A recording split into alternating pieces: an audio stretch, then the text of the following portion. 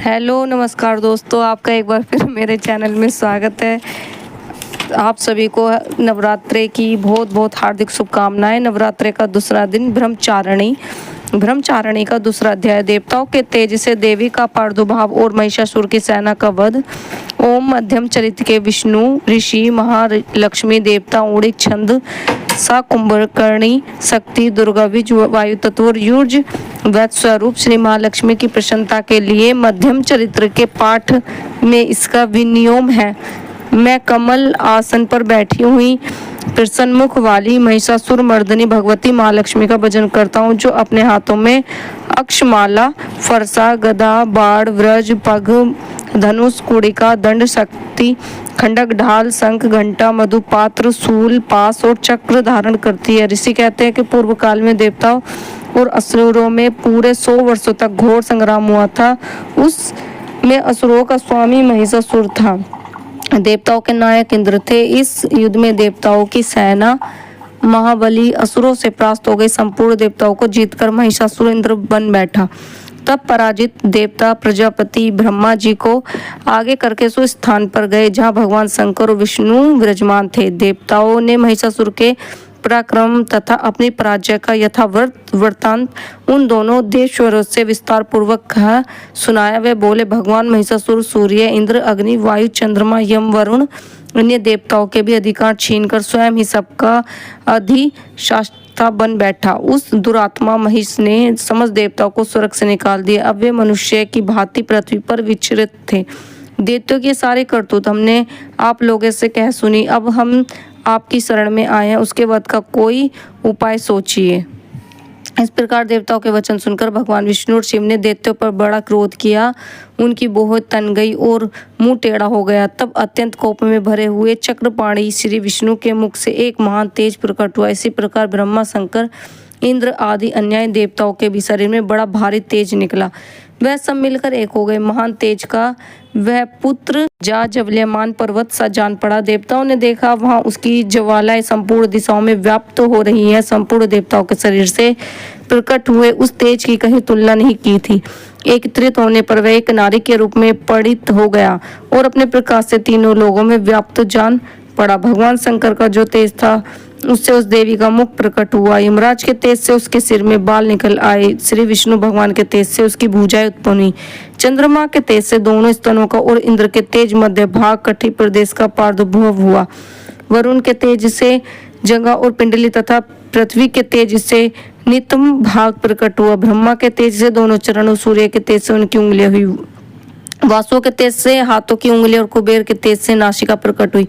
उस देवी के दांत प्रजापति के तेज से और तीनों नेत्र अग्नि के तेज से प्रकट हुए। उसकी भौहें संध्या और कान वायु के तेज से उत्पन्न हुए। इसी प्रकार अन्य देवताओं के तेज से भी उसमें कल्याणमयी देवियों का आविर्भाव हुआ। तन तर समस्त देवताओं के तेज पुत्र से प्रकट हुई देवी को देखकर महिषासुर के सताए हुए देवता बहुत प्रसन्न हुए। पिनाकधारी भगवान शंकर ने अपने शूल से एक शूल निकालकर उन्हें दिया। फिर भगवान विष्णु ने भी अपने चक्र से चक्र उत्पन्न करके भगवती को अर्पण किया। वरुण ने भी शंख भेंट किया। अग्नि ने उन्हें शक्ति दी। वायु ने धनुष बाण से भरे 2 तरस्कर प्रदान किए। शस्त्र ने तो द्वारा देवराज इंद्र ने अपने विरज से विरज उत्पन्न करके ऐरावत हाथी से उतरकर 1 घंटा भी प्रदान किया। यमराज ने कालदंड से दंड, वरुण ने पास, प्रजापति ने सफ्टकाक्ष की माला तथा ब्रह्मा जी ने कमंडलू भेंट दिया। सूर्य ने देवी के समस्त रोमकूपों ने अपनी किरणों का तेज भर दिया। काल ने उन्हें चमकती हुई ढाल और तलवार दी। क्षीर समुद्र ने उज्ज्वल हार तथा कभी जीर्ण न होने वाली 2 दिव्य वस्त्र भेंट किए। साथ ही उन्होंने दिव्य चूड़ामणि, 2 कुंडल, कड़े, उज्ज्वल धन चंद्र, सब बाहु के लिए केयर, दोनों चरणों के लिए निर्मल नपुर, गले की सुंदर हंसली और सब उंगलियों में पहनने के लिए रत्नों की बनी अंगूठियां भी दी। विश्वकर्मा ने उन्हें अत्यंत निर्मल फरसा भेंट किया। साथ ही अनेक प्रकार के अस्त्र और अभेद कवच दिए। इनके सिवा मस्तक को वृक्ष स्थल पर धारण करने के लिए कभी न कुम्हलाने वाले कमलों की मालाएं दी। जल्द ही ने उन्हें सुंदर कमल का फूल भेंट दिया। हिमालय ने सवारी के लिए सिंह तथा हाथी के लिए रतन समर्पित किए। धनाध्यक्ष कुबेर ने मधु से भरा पान पात्र दिया। संपूर्ण नागों के राजा शेष ने, जो इस पृथ्वी को धारण करते हुए उन्हें बहुमूल्य मणियों से विभूषित नागहार बेट दिया। इसी प्रकार अन्य देवताओं ने भी आभूषण अस्त्र शस्त्र देकर देवी का सम्मान किया। तत्पश्चात उन्होंने बार बार अट्टहास पूर्वक उच्च स्वर से गर्जना की। उन्होंने भयंकर नाद से संपूर्ण आकाश गूंज उठा। देवी का वह अत्यंत उच्च स्वर किया हुआ सिंहासनाद कहीं समा न हो। आकाश उनके सामने लघु प्रतीत होने लगा। उससे बड़े जोर की प्रतिध्वनि हुई जिससे संपूर्ण विश्व में हलचल मच गई और समुद्र कांप उठे, पृथ्वी डोलने लगी, समस्त पर्वत हिलने लगे। उस समय देवताओं ने अत्यंत प्रसन्नता के साथ सिंह वाणी भावना से कहा, देवी तुम्हारी जय हो। साथ ही महर्षि ने भक्ति भाव से विनम्र होकर उनका स्तवन किया। संपूर्ण त्रिलोकी को क्षोभग्रस्त देखकर दैत्यगण अपनी समस्त सेना को कवच और सुसज्जित हाथों में हथियार ले सहसा उठकर खड़े हो गए।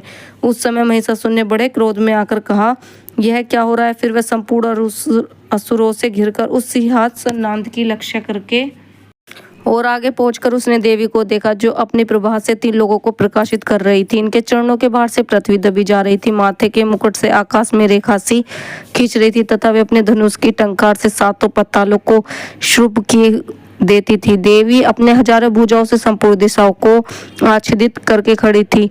तन्वंतर उनके 7 दैत्यों का युद्ध छिड़ गया। नाना प्रकार के अस्त्र शस्त्रों के प्रहार से संपूर्ण दिशाएं उदासित होने लगी। चीछुर नामक महान असुर महिषासुर का सेना नायक था। वह देवी के साथ युद्ध करने लगा। अन्य देवताओं को चौतरणी सेना साथ लेकर चामर भी लड़ने लगे। 60,000 रथियों के साथ आकर उद्गम नामक महादैत्य ने लोहा लिया। 1 करोड़ रथियों को साथ लेकर महाहुन नामक दैत्य युद्ध करने लगा जिसके रोए तलवार के सामने तीखे थे।